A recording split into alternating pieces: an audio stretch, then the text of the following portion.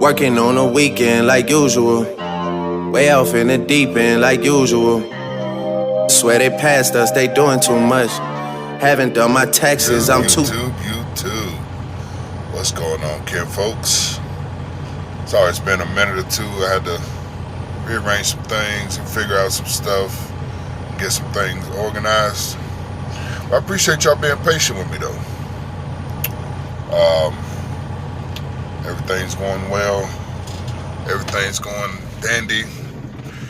And I could say it's another day of being blessed, another day of being a American driver. Because not everybody is fit for this career. It's not a job, it's a career. And that's one thing I tell folks all the time. It's a career, not a job, But, so I got the chance to go to Cali, which I haven't been in a long time. I was pretty amazed and amused for the load that I had went in. Pretty decent. Check, pretty decent. And coming out, wasn't all that, but, it'll work, But, somebody wanted me to touch on something. Becoming an owner-operator. Well, gee, what are you talking about? So, somebody asked me, basically, I just gave them my point of view. A lot of folks have their own point of views. But my point of view is what should you expect being an owner-operator? Well, becoming an owner-operator takes balls, okay, first of all. And I'm here to tell you, it takes balls. It really, really takes balls. It takes sacrifices.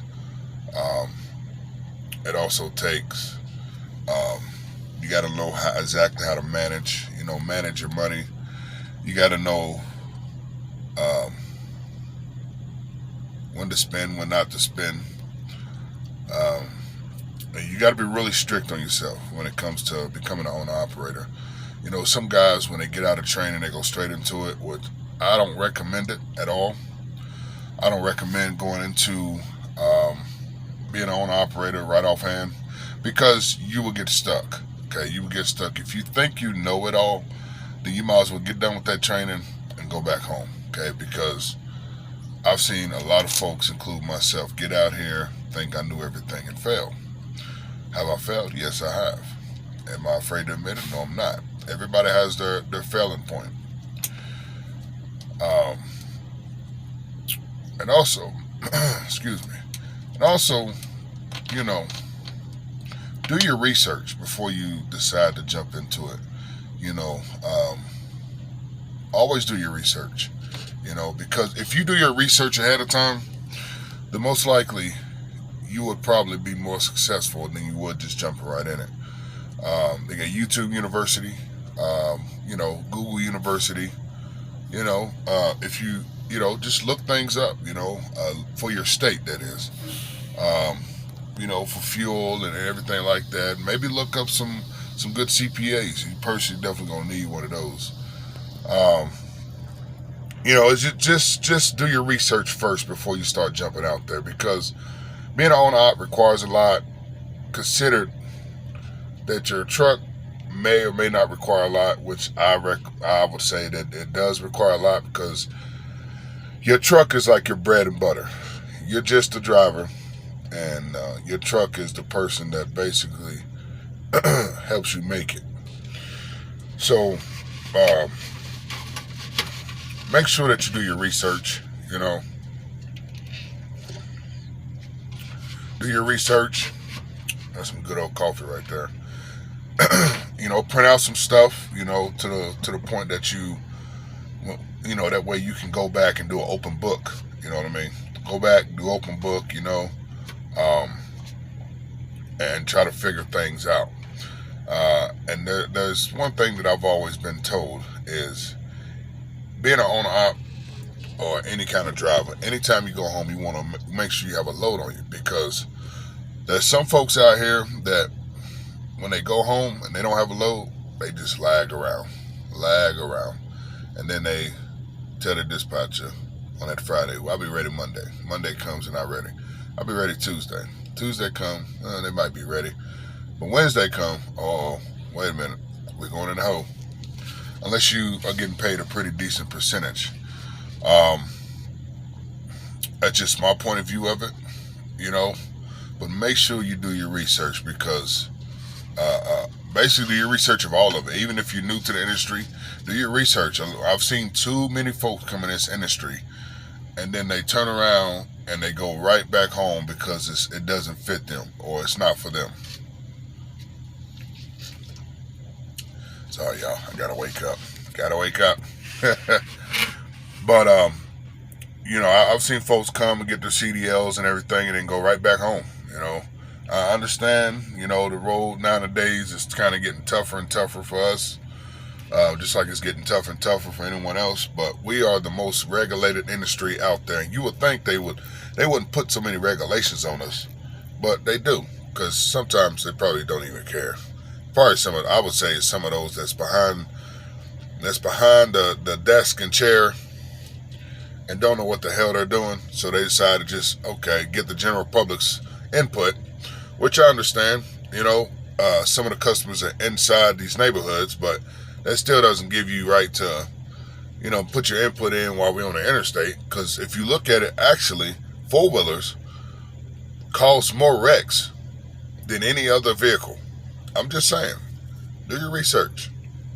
Do your research, Four-wheelers, let me say it again, four-wheelers cost more crashes, accidents than anything else. And I think it's kind of crazy.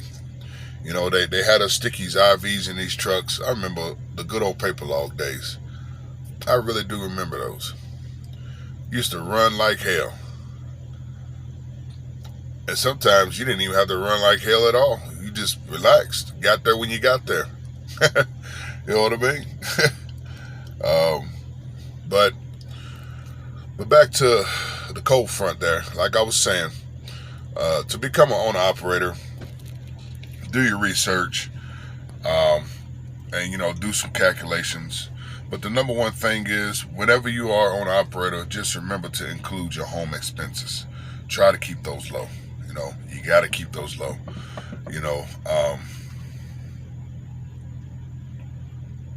And you always got to add that into your expenses, of what you got to meet per week in order to break even and get above. That's always the number one thing. But yeah, you definitely gotta do that. Do your researches on the trucks.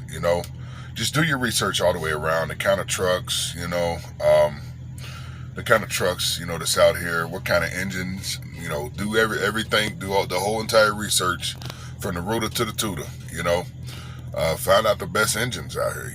Find out the best trucks. The best. Because if you got to go put down on a truck, say you go to LRM, you got to put $5-6 grand down. You should also have $5 to 10 grand on the side to make sure that when you leave that lot, if something happens or whichever, you will have the money to cover that. And that's where a lot of folks don't know how to do it, and it's always good to have a CPA, So yeah, do your research, make it do what it do. It's 2021, folks, and just try to make it do what it do. I know I'm gonna do my best to achieve my goal, and I think I'm almost there. I got to get a physical done here in a couple months. I'm gonna go ahead and get that taken care of. And if you got any kind of goals of getting into a truck this year, go for it. Go for it. Don't let anything hold you back. Yeah, trucking is kind of one of those deals where you got to know the inside and outs. You know what I mean? You have to know the inside and outs in order to get pushed through the door. Yeah, there may be some things that you might be able to tell them. Sometimes you don't have to tell you know, tell them everything. But as long as it doesn't hurt your career when you get out of here, you know, it should be good. But it's your boy G3. Like I said, I was in California, had a good time, you know, just brought back, you know, flashback and memories. Big shouts out to everybody out there. Now I'm heading back east, and yes, I'm still doing the step deck, flatbed, and I love every bit of it. I love it.